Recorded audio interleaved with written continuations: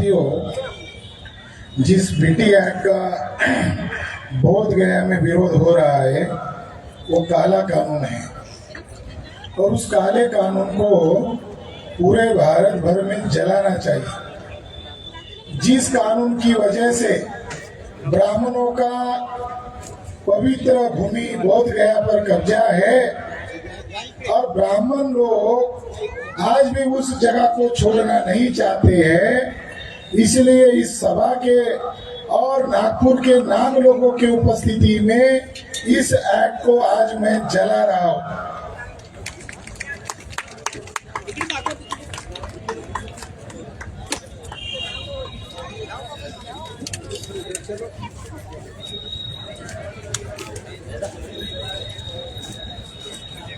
Sir इकडे media sir इकडे दाखव सर।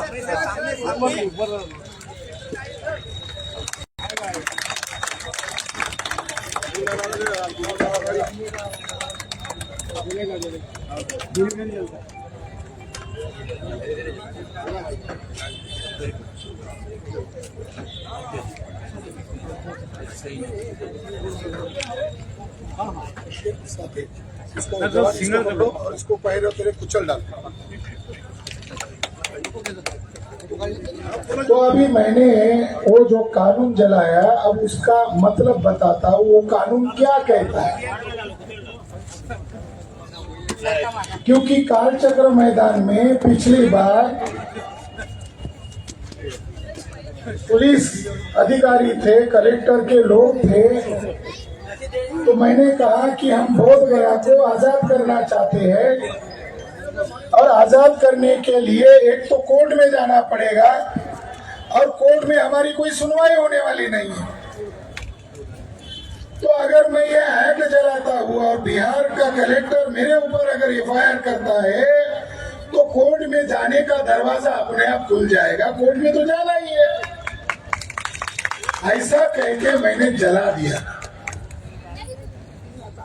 तो उनको लगा रही है तो बहुत सारे सबूतों को लेकर घूमता है, ये तो खतरनाक मामला है और वहां जवाब नहीं दे पाएंगे, तो उन्होंने कुछ किया, आज नागपुर में जलाया। राजा साहब को कहा अगर मैंने जलाया तो क्या होगा, तो उन्होंने कहा हम लोग किस लिए हैं, हमारा समाज किस लिए है। तो साथियों, बीटी एक्ट में 1949 को बनाया गया है। धारा नंबर 2 में यह लिखा हुआ है कि महंत ब्राह्मण, शैववादी महंत ब्राह्मण वांशिक आधार पर पीढ़ीजात मेंबर रहेगा। अगर इसकी सादी भाषा में अगर व्याख्या करो तो इसका अर्थ निकलेगा महंत ब्राह्मण महाबोधि महाविहार का मालिक है, इसलिए एक्ट जलाया है। महंत ब्राह्मण का कंट्रीब्यूशन क्या है कि पीढ़ी जात वो मेंबर रहेगा और शंकराचार्य को आदर्श मानने वाले लोग हैं। शंकराचार्य को तो मोहन भागवत आदर्श मानता है, आरएसएस के लोग आदर्श मानते हैं, क्योंकि आदि शंकराचार्य टेररिस्ट ब्राह्मण है, आतंकवादी ब्राह्मण। और शंकर दिग्विजय नामक ग्रंथ में यह लिखा हुआ है कि आदि शंकराचार्य ने भिक्षुओं का वेश धारण किया, डुप्लीकेट भिक्षु बने और ओरिजिनल भिक्षुओं का गले काटकर हत्या किया। इसलिए आदि शंकराचार्य की फौज को प्रच्छन्न बौद्ध कहते हैं, डुप्लीकेट बौद्ध, हत्यारे लोग हैं ये। और जिन्होंने भारत में बौद्ध धर्म को खत्म करने के लिए हिंसा अभियान चलाया, वो ब्राह्मण इसका पीढ़ीजात मेंबर रहेगा। इसका मतलब है कि ये कानून महंत ब्राह्मण को मालिक घोषित करता है, इसलिए इसको जलाना जरूरी है। धारा नंबर 10 में लिखा है ड्यूटीज ऑफ बीटीएमसी, बोध गया टेम्पल मैनेजमेंट कमेटी का कार्य क्या रहेगा। उसमें स्पष्ट लिखा हुआ है कि पूजा अर्चना पिंडदान का समुचित निष्पादन करना ये समिति का कार्य रहेगा। पिंडदान काय के लिए करना? मरने के बाद। वो जगह मरने की जगह है या मुक्त होने की जगह है? वो तो बोधि ज्ञान है। कितना घृणित अपमान है। बीटीए एक्ट जिन ब्राह्मणों ने बनाया उन्होंने वहां पिंडदान का प्रावधान किया, और पिंडदान करना ये बौद्ध धर्म के लिए भयंकर अपमान है, इसलिए इस एक्ट को जलाना चाहिए। धारा नंबर 13 में लिखा हुआ है कि भले ही यह बौद्धों का स्थान है, लिखने वालों को मालूम था आज न कल ये लोग जगेंगे, फिर आंदोलन करेंगे, विवाद होगा, तो पहले ही लिख डाला ये बौद्धों का भले ही स्थान है, मगर कल जाकर हिंदुओं और बौद्धों में कोई विवाद होता है तो उसका समाधान न्यायपालिका में नहीं किया जा सकता, उसका समाधान बिहार राज्य का सीएम करेगा। ये कितना गुंडागर्दी वाला कानून है, ये तो गुंडागर्दी है। 2012 में वांगड़ी नामक एक नॉर्थ बंगाल सिलीगुड़ी के बुद्धिस्ट व्यक्ति सुप्रीम कोर्ट में याचिका लेकर गए। उनकी एक ही डिमांड थी कि ये जो 9 सदस्य में 4 बौद्ध है और 5 गैर बौद्ध है, तो उनकी डिमांड थी 9 के 9 बौद्ध होने चाहिए। 2012 में याचिका दायर की और 2018 में सुप्रीम कोर्ट के जज ने उस याचिका को खारिज करते हुए कहा ये जुडिशियल मैटर नहीं है, ये लेजिस्लेचर का मैटर है, ये विधिमंडल का मैटर है। कितने बदमाश है जजेस, ऐसा मिस इंटरप्रेट करने वाले, मिस इंटरप्रेट करने में ये लोग वस्ताद है। इसलिए इसका एक्ट को जलाना पड़ेगा। ब्रिटिशों के कानून को तुम मानते नहीं थे, तब तुम महान हो गए। जब हमारे होली प्लेस पर ब्राह्मणों का कब्जा किया जा रहा है, केवल कब्जा नहीं किया जा रहा है, आरएसएस और बीजेपी के साथ मिले हुए नीतीश कुमार केवल कठपुतली बने हुए हैं। और वहां का जो गवर्नर था, अभी केरला गया है, उसके ऊपर राष्ट्रद्रोह का मुकदमा दर्ज करना चाहिए। जो वहां का गवर्नर था अभी भी जिंदा है, जिसका नाम आर्लेकर है, गोवा का चितपावन ब्राह्मण है, ओरिजिनल आरएसएस का वर्कर है, उसको गोवा राज्य का गवर्नर बनाया और उसने इंद्रेश कुमार की मौजूदगी में ये कहा ये बोध गया बुद्ध स्थली नहीं है, ये शिव मंदिर है। जो ब्राह्मण चुपके से इसका गलत प्रचार कर रहे थे, आज गवर्नर की यह हैसियत कहां से आ गई? इंद्रेश कुमार कौन है? इंद्रेश कुमार आतंकवादी ब्राह्मण है, मोहन भागवत के बाद सेकंड है।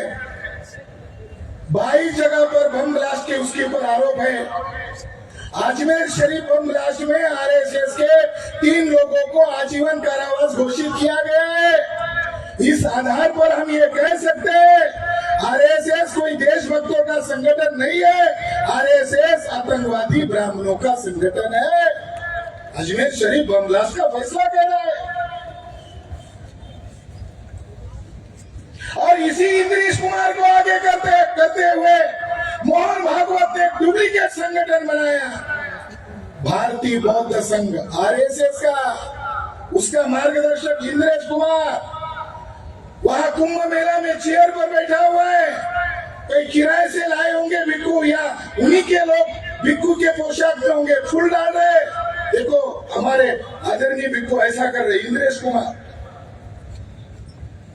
गुजरात का कार्यकर्ता है, उसको भिक्खू बनाया और भिक्खू बनाकर क्या उसने प्रचार किया, उसका नाम रखा डुप्लीकेट नाम, संघ प्रिय राहुल। हमारे बंधु जी कह रहे थे कि मुसलमान से हमारा कोई नाता नहीं है, हमें अपनी लड़ाई लड़नी चाहिए। वो भिक्खू बन के क्या बोल रहा है वीडियो कि हिंदू राष्ट्र में बौद्धों का फायदा होने वाला है। ये वीडियो गैर बुद्धिस्ट देख रहे हैं, मुसलमान देख रहे हैं और मुसलमानों में भ्रम पैदा हो रहा है। ये भिक्खू का पोशाक पहने वाला आदमी शायद हिंदू राष्ट्र बनाने में मदद कर रहा है। गलतफहमी को दूर करना चाहिए। तो ये एक्ट को जलाना चाहिए और भविष्य में इसको गांव गांव में जिले जिले में जलाया जाएगा। हमारी डिमांडें रद्द करो। हमने चरणबद्ध आंदोलन घोषित किए। 28 फरवरी को ज्ञापन आंदोलन दिया महामहिम राष्ट्रपति महोदया के नाम पर। 6 मार्च को धरना आंदोलन किया और तीसरे चरण में 12 मार्च को रैली प्रदर्शन किया। तो अभी भी रैली प्रदर्शन पर ही हमारे लोगों की सुई अटकी हुई है, अभी भी रैली चल रही है। अब लोग कह रहे हैं आगे क्या करना चाहिए। हम लोग वहां भूखे प्यासे बैठे हुए हैं। हमारे आदरणीय भिक्खू परेशान है, उनको गालियां दी जा रही है, उनको धमकाया जा रहा है, मगर वो महाबोधि महाविहार के लिए डटे हुए हैं। आपको आश्चर्य लगेगा, वहां जो भिक्खू बैठे हुए हैं उन्होंने एफिडेविट लिख के दिया है, अगर हम मर भी गए तो हमारे परिवार वाले लोग ये आंदोलनकर्ताओं के प्रमुख लोगों पर ब्लेम नहीं लगाए, ये लिख के दिया उन्होंने हमें एफिडेविट करके। तो अब क्या करना चाहिए, इसका फैसला करने के लिए हम नागपुर में ये सभा का आयोजन किया है। अब क्या करें, अब आगे आगे क्या किया जाएगा। हम संविधान को मानने वाले लोग हैं, हम संविधान के दायरे में रहकर लड़ाई लड़ने वाले लोग हैं, मगर हमारा दुश्मन संविधान को मानने वाला नहीं है, डॉक्टर बाबा साहब अम्बेडकर को मानने वाला नहीं है। ऐसे दुश्मनों के साथ हमारी लड़ाई चल रही है। आदरणीय विनयाचार्य बंटी जी ने कहा कि आने वाली 12 मई को जिस दिन शाक्य मुनि तथागत भगवान बुद्ध की जयंती है, उस दिन तो लोग जाते ही है, मगर ये नेशनल कॉल किया जा रहा है। ये केवल नागपुर के लोगों को कॉल नहीं किया जा रहा है, ये समस्त भारतीय लोगों को, बहुजन लोगों को कॉल किया जा रहा है कि 12 तारीख का रिजर्वेशन करो और चलो बोध गया। अभी हमें वहां शक्ति प्रदर्शन करना होगा। अब हम अगले चरण की मैं घोषणा कर रहा हूं। आने वाले 15 अप्रैल के दिन, 14 अप्रैल होने के पश्चात नेक्स्ट डे काली फीत लगाकर घर, मोहल्ले, विहार, चौक चौराहे पर निषेध आंदोलन करना है। उसके वीडियोग्राफ बनाना है, उसके फोटोग्राफ बनाना है और इसको देशव्यापी लेवल पर बिहार सरकार का और केंद्र सरकार का काली फीत लगाकर निषेध आंदोलन करना है। लोकतंत्र के दायरे में करना है। ये 15 अप्रैल को होगा और 30 मई को, आने वाली 30 मई को भारत बंद करेंगे। भारत बंद करना अब संभव है, कोई नेशनल मीडिया नहीं दिखा रहा है, ये सोशल मीडिया से ये देशव्यापी नहीं, अभी अंतरराष्ट्रीय मूवमेंट हो गई है। अगर वो मानते हैं ठीक है, नहीं तो 30 मई को हम भारत बंद करेंगे। लोकतंत्र में ये लड़ाई लोकतंत्र के बाहर नहीं है और संविधान के दायरे में रहकर कर रहे हैं। जनता को आवाज उठाने का अधिकार है। अगर 30 मई के पहले मानते हो ठीक है, नहीं तो भारत बंद। अगर नहीं मानते हैं तो आने वाले 29 जून को देशव्यापी स्तर पर, जैसे कलेक्टर कार्यालय पर जाकर ज्ञापन दिया, उसी तरह पुलिस मुख्यालय पर जाकर जेल भरो आंदोलन करना है। हमने कोई चोरी नहीं किया, डकैती नहीं डाला, कोई अपराध नहीं किया। अपराध तो उन लोगों ने किया है, हमारे ऊपर कौन सी धाराएं लगाएंगे। तो आने वाली 29 जून को जेल भरो आंदोलन करेंगे, देशव्यापी लेवल पर करेंगे। और मैं यहां घोषित कर रहा हूं, हमारे पास इलीट क्लास है, बुद्धिजीवी वर्ग है, वकील है। हम इंटरनेशनल कोर्ट में महाबोधि महाविहार का केस जल्द ही सादर कर रहे हैं। राजा साहब कह रहे थे कि भारत में कोर्ट में करेंगे। मैंने कहा भारत के जजेस होते तो मान लिया जाता जब ब्रिटिश काल था तो ब्रिटिश लोग कहते थे कि सबको जज बनाओ मगर ब्राह्मणों को जज मत बनाओ। तो ब्राह्मणों ने पूछा क्यों मत बनाओ, तो ब्रिटिश लोगों ने कहा ब्राह्मणों के अंदर जुडिशियल कैरेक्टर नहीं होता है, उनके पास न्याय का चरित्र नहीं होता। वो लड़ना चाहते लड़े, हमारा समर्थन है, मगर इंटरनेशनल कोर्ट में वो टिक नहीं पाएंगे। और इस मौके पर यहाँ पुलिस विभाग है, खुफिया विभाग है, आरएसएस का मुख्यालय भी है और हमारा दीक्षा भूमि भी है। तो आज इस मौके पर उन लोगों को वार्निंग दी जाती है कि 11 मई के पहले बोध गया को मुक्त करो, अन्यथा हम आज ही तारीख घोषित करते हैं। आने वाले 2 अक्टूबर को दशहरा है अर्थात अशोक विजयादशमी है, हम लाखों की संख्या में आरएसएस के हेडक्वार्टर पर मोर्चा लेकर जाएंगे। क्योंकि लड़ाई है, लड़ाई को लड़ाई के तरीके से लड़ा जाएगा। वो अन्याय के समर्थन में, हम न्याय के समर्थन में। मोहन भागवत को पूछने जाएंगे, हार्लेकर ने शिव मंदिर कहा, तुमने रोका क्यों नहीं? हम मोहन भागवत को पूछने जाएंगे, तुमने कहा था कि जाति ब्राह्मणों ने बनाई है, प्रायश्चित लेना चाहिए, अभी तक प्रायश्चित क्यों लिया नहीं? तो साथियों, 2 अक्टूबर ऐतिहासिक दिन रहेगा, अशोक विजयादशमी का दिन रहेगा और ये लड़ाई हम करेंगे। इसके लिए जो कीमत चुकानी पड़ेगी वो कीमत चुकाने के लिए हम तैयार हैं,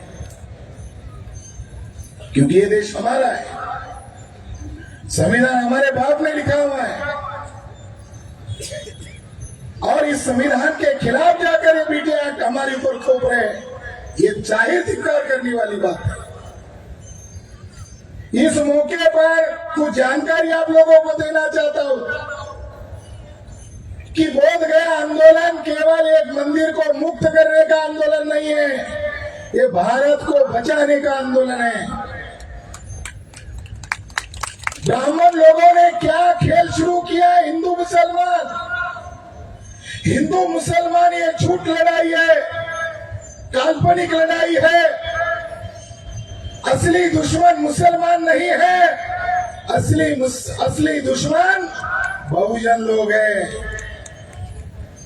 ब्राह्मण मुसलमान को टारगेट करते हैं, मुसलमान प्रतिक्रिया करता है और प्रतिक्रिया को देखकर एससी एसटी ओबीसी हिंदू बनता है, प्रतिक्रिया से हिंदू बनता है और ब्राह्मण देश का शासक बनता है।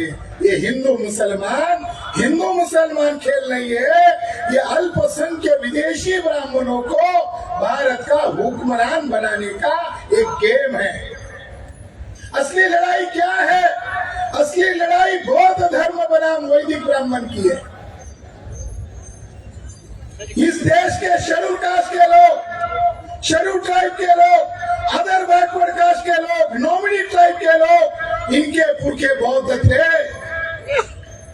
इनको जगाने के लिए बाबा साहब अम्बेडकर ने नागपुर में धर्मांतर किया और ये कहा कि ये महारों का धर्म है इसीलिए महारों को दे रहा हूं, ऐसा नहीं कहा। ये कहा ये नाग लोगों का धर्म है, ये नागपुर उसकी निशानी है, या नाग नदी बहती है और नाग लोग जो है ये बहुजन लोग है जिनको 6,500 जातियों के टुकड़े में इन विदेशी ब्राह्मणों ने तोड़ा है। इन नाग लोगों को धर्म की दीक्षा दिया, ये नाग लोगों का धर्म।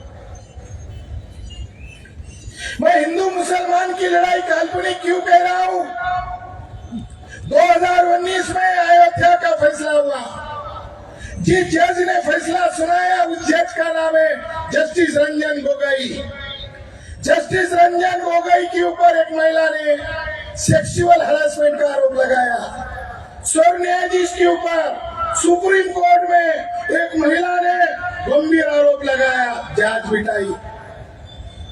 जस्टिस बोबड़े खानदानी आरएसएस का वर्कर, कोर्ट यहाँ कोर्ट है नागपुर में, उसके दादा का पुतला भी है वहां, देखो वकील थे। बोबड़े ने गोगोई की जांच की, पटनायक ने उस महिला की जांच की अभी तक पता नहीं चल रहा है कौन दोषी है। पटनायक ने महिला को निर्दोष घोषित किया, बोबड़े ने गोगोई को निर्दोष घोषित किया। अभी कुछ पिछले माह एक पत्रकार ने कहा, अरे वो जांच का क्या हुआ? तो गोगोई ने कहा, मेरा भारतीय न्यायपालिका पर विश्वास ही नहीं है, मैं वहां जाऊंगा ही नहीं। बचने के लिए ब्लैकमेल किया मोहन भागवत ने, आरएसएस के चीफ ने, जो रजिस्टर्ड संस्था नहीं है, उसका कोई ऑडिट होता नहीं है, उसको Z+ सुरक्षा है। इस व्यक्ति ने भारत के सर न्यायाधीश का ब्लैकमेल किया और ब्लैकमेल में कहा, आपको हम शुद्ध चरित्र का सर्टिफिकेट देते हैं, बदले में हमको जैसा फैसला चाहिए वैसा दो, और इसका बख्शीश तुम्हें राज्यसभा का सीट देंगे।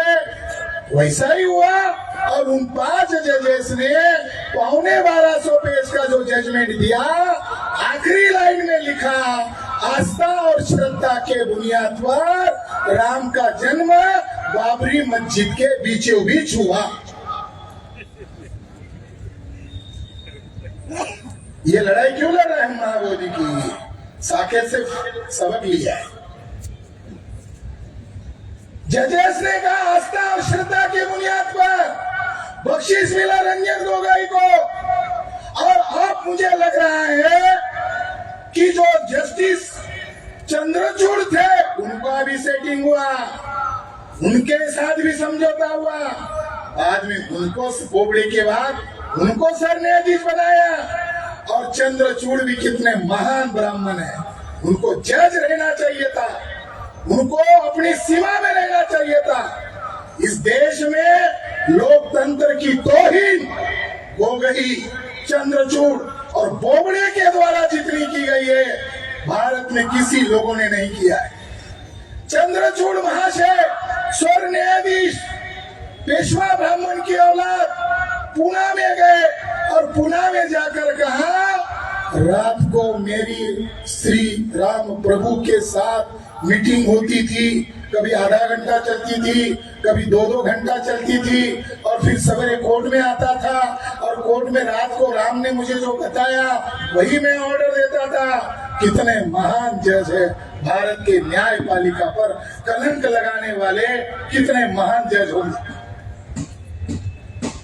ऐसा होता है? ऐसा होगा क्या? इसको न्यायपालिका माना जाएगा? विवादित जगह है 2.77 एकड़, 2.25 एकड़ जगह। लॉकडाउन में सारे काम बंद थे, वहां के मूल विहार को जेसीबी के द्वारा तोड़ा गया, आज राम मंदिर बना रहे। मुसलमानों को 5 एकड़ जगह दी, मुसलमान चुप हो गए। मुसलमान को चुप नहीं होना चाहिए था, हो गए, मगर हम चुप नहीं होने वाले। वो जो जगह है, फैसला आते ही 2.77 एकड़ का फैसला नहीं सुनाया, राम मंदिर ट्रस्ट बनाने का आदेश दिया, और राम मंदिर ट्रस्ट को 77 एकड़ जगह घोषित किया। 2024 दिसंबर के आखिर तक 109 एकड़ जगह घोषित हो गया।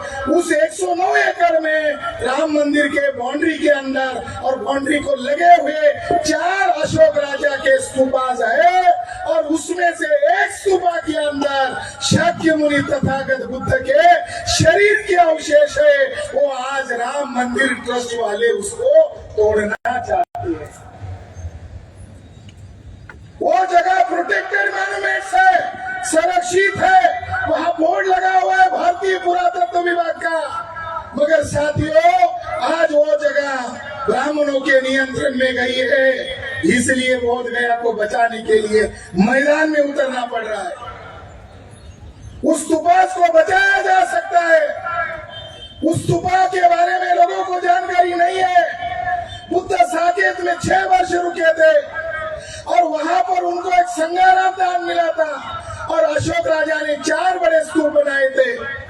जहां पर राम ने आत्महत्या की है, वहां एक घाट है, कहते हैं कि राम उसमें डुबकी मारा, उसके शिष्य उसके पीछे गए और सीधा स्वर्ग चले गए, इसलिए वहां डुबकी मारने की आज भी परंपरा है।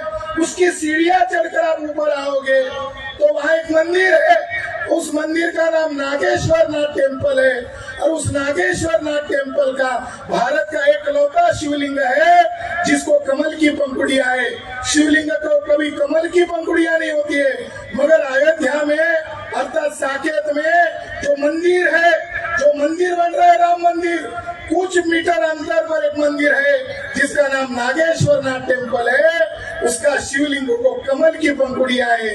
पुरातत्वज्ञ भारत सरकार का रिपोर्ट कहता है वो कमल की पंखुड़ी वाला शेर स्तंभ का ऊपरी हिस्सा है, जो अशोक स्तंभ का लाट का ऊपरी हिस्सा है।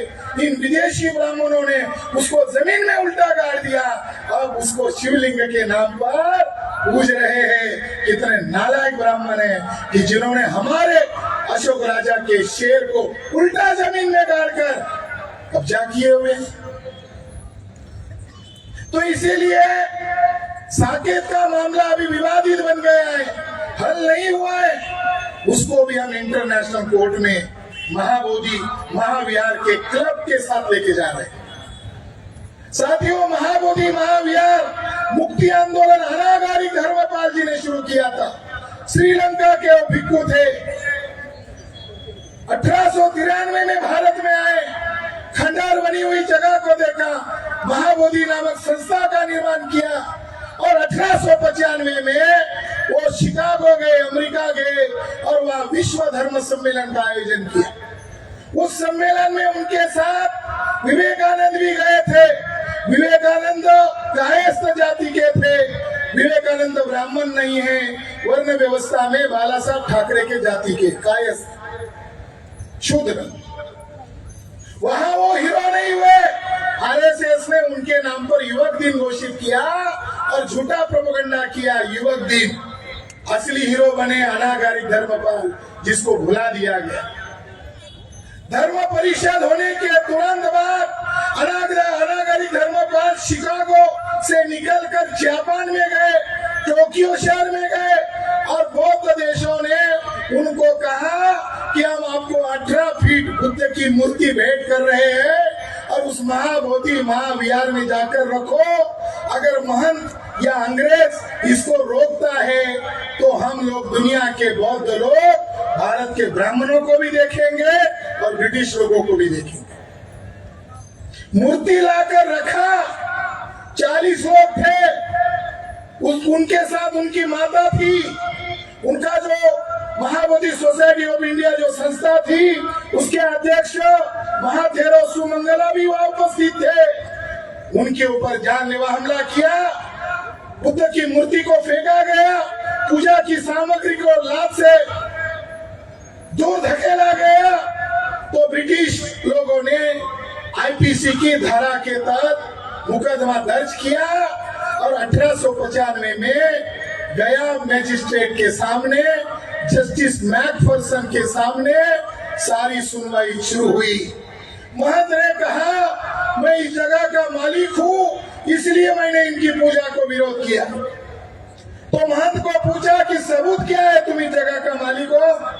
कोई ताम्रपट है, कोई अभिलेख है, क्या है तुम्हारे पास? तो उसने कहा मेरे पास पुराण है और हमारे पुराण में कहा है कि सिद्धार्थ बुद्ध का हमारे साथ कोई संबंध नहीं है।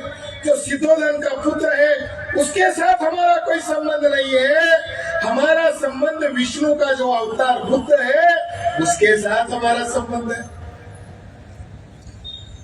मैकफर्सन ने कहा तो तुम्हारे ग्रंथों में उस बुद्ध की तारीफ की है, गालियां दी है?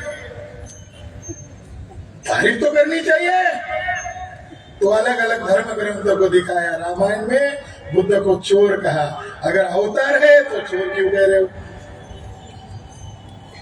ब्रह्मांड पुराण की कॉपी दिखाई गई कोर्ट के चेंबर में और उसको पढ़ने को कहा तो उसमें लिखा हुआ था कि किसी भी ब्राह्मण को बुद्धालय यानी बुद्ध विहार नहीं जाना चाहिए, बुद्ध के मूर्ति का चेहरा देखना नहीं चाहिए। अगर गलती से भी देख लिया तो उसका अगला जन्म जो है जानवर के रूप में होगा, गधे के रूप में होगा, लिखा हुआ है।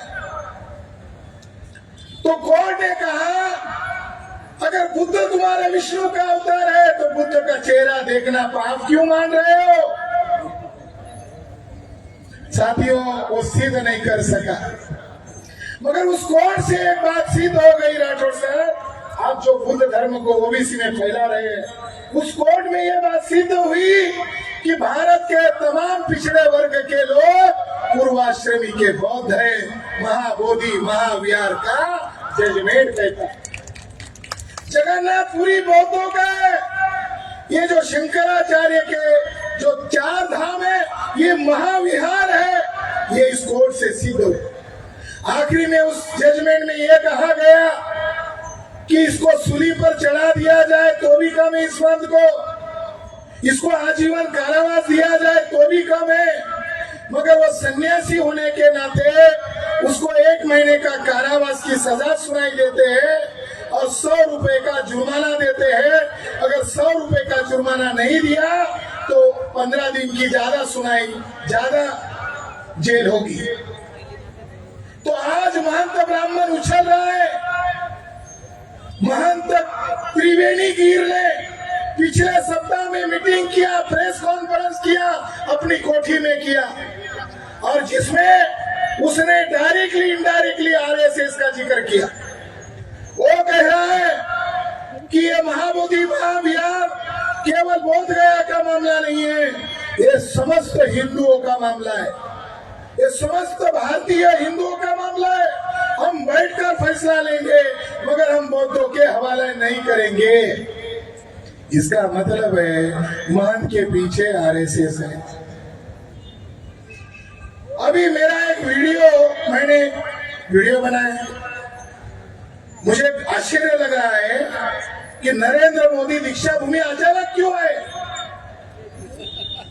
मुझे आश्चर्य लग रहा था कि नरेंद्र मोदी नागपुर में क्यों आए, उसमें भी दीक्षा भूमि पर क्यों गए। अब दीक्षा भूमि से सीधा दिल्ली चले जाते तो मान लेते नरेंद्र मोदी ईमानदार है, बुद्ध के सामने गए। अब बुद्ध को गाली देने वाले, बौद्ध भिक्षुओं की हत्या का समर्थन करने वाले हेडगेवार की भी दर्शन करने गए। ये देखो नरेंद्र मोदी का दोगला चरित्र, एक तरफ बुद्ध के सामने शरण हो रहे हैं और कुछ मिनटों बाद, कुछ घंटे बाद बुद्ध को गालियां देने वाले हेडगेवार गोलवलकर का दर्शन लेने जा रहे हैं। ये नरेंद्र मोदी का दोगला चरित्र। मगर उन्होंने वहां रजिस्टर के अंदर एक संदेश लिखा हुआ है और किसी साथी ने मुझे वो संदेश भेजा। ये तो दीक्षा भूमि वालों ने हमको भेजना चाहिए था, उन्होंने नहीं भेजा, किसी दूसरे साथी ने भेजा। और उस संदेश में नरेंद्र मोदी नामक बीजेपी और आरएसएस के वर्कर ने, वो प्रधानमंत्री बाद में है, पहले वो मोहन भागवत को चरण छू रहा है तो उनके वर्कर है, उसमें उन्होंने लिखा सामाजिक समरसता लाना ये बाबा साहब अम्बेडकर का उद्देश्य था। इसका मतलब नरेंद्र मोदी नामक जो आरएसएस का और बीजेपी का कार्यकर्ता है, वो ये कहना चाहता है कि गोलवलकर और हेडगेवार का जो हिंदू राष्ट्र बनाना जो उद्देश्य था, वही बाबा साहब अम्बेडकर का लक्ष्य था। ये ऐसा लिखकर नरेंद्र मोदी ने महामानव डॉक्टर बाबा साहब अम्बेडकर का तो अपमान किया ही किया है, मगर भारत के संविधान की शपथ खाकर प्रधानमंत्री पद का भी अपमान किया। मैंने एक वीडियो बनाया, इंडस चैनल, एक सोशल मीडिया में आता है, इंडस चैनल। उत्तर प्रदेश के व्यक्ति ने मुझे कहा कि मुझे सीआईडी विभाग नागपुर से फोन आया है, आपने वीडियो कहां से लिया? 5 मिनट का वीडियो है और मैंने इस बात का खंडन किया कि बाबा साहब का लक्ष्य और हेडगेवार गोलवलकर का लक्ष्य एक नहीं है। मैंने सबूत के साथ नरेंद्र मोदी की टिप्पणी का विरोध किया, मगर टीवी चैनल वाले को धमकी दिया जा रहा है इसको डिलीट करो। मैं यहाँ का जो सीआईडी विभाग है, यहाँ का जो पुलिस कमिश्नर है, उनको करबद्ध विनती कर रहा हूँ, आप देश की सेवा करो, हम आपके साथ हैं, मगर आप आरएसएस की सेवा करो, हम आपके साथ नहीं रहेंगे। ये मैं जाहिर कर रहा हूँ। यहाँ की पुलिस फडणवीस के इशारे पर काम कर रही है, यहाँ की पुलिस आरएसएस के इशारे पर काम कर रही है। आखिरी बात, किसी बंदे ने कहा कि हमको हमारी लड़ाई लड़नी है, मुसलमान की लड़ाई लड़नी नहीं है, मुसलमान का डीएनए चेक हुआ, वो पूरा भारतीय निकला, शुद्ध स्वदेशी निकला, उनकी भाषा में शुद्ध देशी निकला। और ब्राह्मण का डीएनए चेक हुआ, 100% विदेशी निकला। तो हमें मुसलमानों का, शोषित भाइयों का समर्थन करने में हमें किस बात की लज्जा है, जिसका डीएनए हमारा डीएनए एक है। और उन मुसलमानों ने महामानव डॉक्टर बाबा साहब अम्बेडकर को खुलना, जसोर, फरीदपुर, बोरीसाल, वेस्ट बंगाल से संविधान सभा में चुनकर भेजा। हम मुसलमान के साथ खड़े रहेंगे और उनका जो कर्जा हमारे ऊपर है उसको चुकता करेंगे। उनके कारण संविधान बना हुआ। ये आरएसएस के लोग, मुसलमानों को भी समझना है कि आरएसएस के लोगों से सावधान रहो। मौलाना इलियासी को आगे लिया है और मौलाना इलियासी के द्वारा एक नया धर्म की स्थापना करने वाले हैं लोग, यानी मुसलमानों के ईमान पर खतरा मंडरा रहा है। मौलाना इलियासी से सावधान रहो।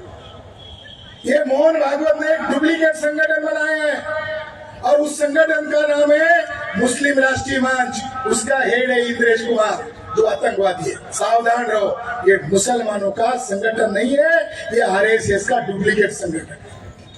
ईसाइयों का संगठन बनाया, ईसाई राष्ट्रीय मंच। सिखों का संगठन बनाया, बौद्धों का डुप्लीकेट संगठन बनाया। भारतीय बौद्ध संघ, जिन आठवले साहब का जिक्र किया गया, 2017 में दिल्ली में अधिवेशन हुआ, भारतीय बौद्ध संघ का अतिथि आठवले साहब थे, अध्यक्ष मोहन भागवत थे। ये लड़ाई कितनी खतरनाक हो रही है। तो हमें इन लोगों से सावधान रहना। ब्राह्मणों का डीएनए विदेशी है, इसलिए उनको किसी भी जगह पर कब्जा करने का कोई नैतिक अधिकार नहीं है। ब्राह्मणों का डीएनए का नाम है R1A1। ब्राह्मणों के डीएनए का नाम है R1A1। और भारत के SC ST OBC, nominate tribe और माइनॉरिटी में मुस्लिम, सिख, जैन, बुद्धिस्ट, ईसाई, इन सभी लोगों का डीएनए का नाम है L3MN। भारतीय बहुजनों का डीएनए का नाम है L3MN। हमारे लोग फलाना प्रसन्न गाड़ी पर लिखते रहते हैं। मैं आपको कह रहा हूँ, आपके गाड़ी पर इतना लिखो L3MN, डीएनए जिंदाबाद। लोगों को पता तो चलेगा कौन सा बाबा आ गया। फलाना प्रसन्न लिख रहे थे, अब L3MN लिखो और नीचे लिखो डीएनए जिंदाबाद। तो डीएनए के आधार पर ब्राह्मण विदेशी है, तो महाबोधि छोड़ो, भारत के इंच भर जमीन पर भी उनको अधिकार दिखाने का नैतिक अधिकार नहीं है। अगर ब्राह्मणों को बुरा लगता है तो भारत की किसी भी न्यायपालिका में चले जाए, कुछ ज्यादा डिबेट करने की जरूरत नहीं है। दो बूंद मेरा निकाला जाए और 2 बूंद मोहन भागवत का निकाला जाए, दूध का दूध, पानी का पानी हो जाएगा। मगर वो इससे डरते हैं, डीएनए के आधार पर ब्राह्मण विदेशी है और तमाम बहुजन लोग भारत के मूल निवासी है, नागवंशी है। बाबा साहब इनको नागवंशी कहते हैं। तो नागवंशियों की धरती से हम ऐलान कर रहे हैं, आने वाली 2 अक्टूबर को आरएसएस के हेडक्वार्टर पर शांति मार्च निकालेंगे और कुछ सवाल है मोहन भागवत को पूछने लायक है, वो वहाँ पूछेंगे। आपने मेरी बात ध्यान से सुनी, इसके लिए आभार और धन्यवाद। और नागपुर के सभी समाज बांधवों का मैं हृदय से ऋणी हूँ कि ये कार्यक्रम न हो, इसके लिए कई लोगों को काम पर लगाया था। कुछ लोग भेष बदलकर काउंटर में कार्यक्रम कर रहे। अभी सप्ताह पहले कार्यक्रम लगाया, ये कार्यक्रम तो महीने भर पहले था।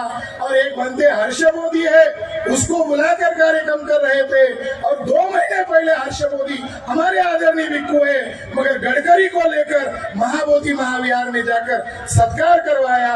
साथियों, अपने और पराये को समझना होगा और ऐसे भटके हुए लोगों को मार्गदर्शन करके सही रास्ते पर लाना होगा। जो चरणबद्ध आंदोलन है, इसको आगे चलाना है। नमो बुद्धाय, जय भीम।